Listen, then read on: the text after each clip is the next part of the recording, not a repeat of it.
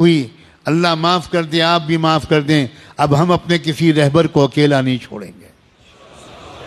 تم نے رہبروں کو اکیلا چھوڑا ہے، تب حکومتوں کی ہمتیں بڑھتی ہیں، تو وہ کبھی مولانا کلیم صدیقی کو بند کر دیں اور کبھی مفتی سلمان اظہری کو بند کر دیں۔ لا حول ولا قوت الا باللہ۔ ہم سب ایک ہیں، مسلک کی بنیاد پر لڑائیاں بند کرو۔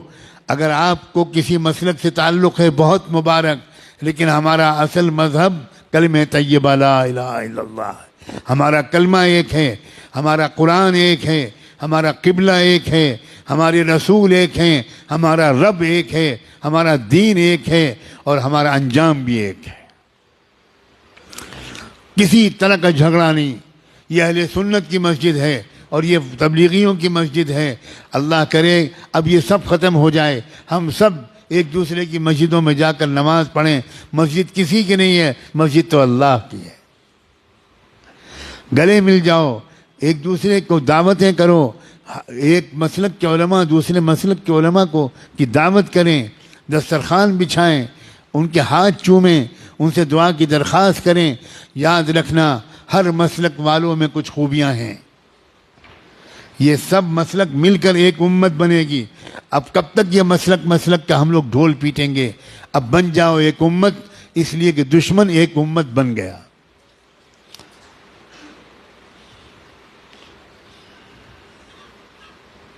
قرآن نے اعلان کیا ہے والذین کفروا بعضهم اولیاء بعض الا تفعلوه تکن فتنة فی الارض وفساد کبیر۔ کفر کی طاقتیں ایک امت بن گئیں، ایک قوم بن گئیں، ایک جماعت بن گئیں، ایک سنگٹھن بن گئیں، ایک تحریک بن گئیں۔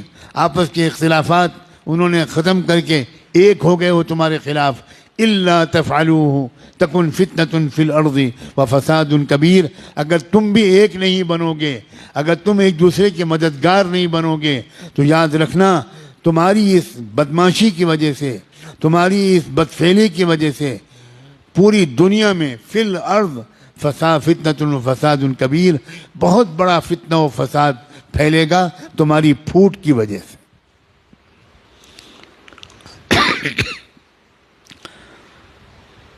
اب تو نہ مدرسے چھوڑے جا رہے ہیں، نہ درگاہیں چھوڑی جا رہی ہیں، مدرسوں پر بھی بلڈوزر چل رہے ہیں، مسجدوں پر بھی بلڈوزر چل رہے ہیں، اور درگاہوں پر بھی، مزاروں پر بھی بلڈوزر چل رہے ہیں۔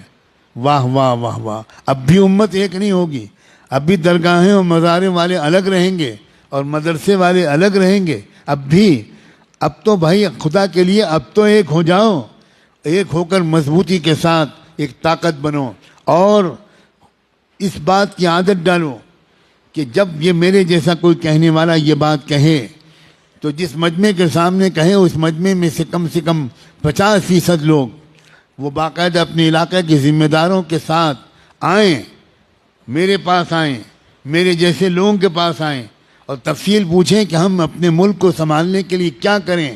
نوجوانوں آؤ گے یا چوڑیاں پہنا دوں میں تم کو؟ میں چوڑیاں بھیجوں؟ میں سچ کہتا ہوں میرا دل بہت دکھا ہوا ہے، بہت دکھا ہوا ہے۔ اور مال والوں اپنے مال کو شادیوں میں خرچ کرتے رہو گے؟ بتاؤ، جواب دو۔ شادیوں میں خرچ کرو گے یا قوم کی حفاظت کے لیے خرچ کرو گے؟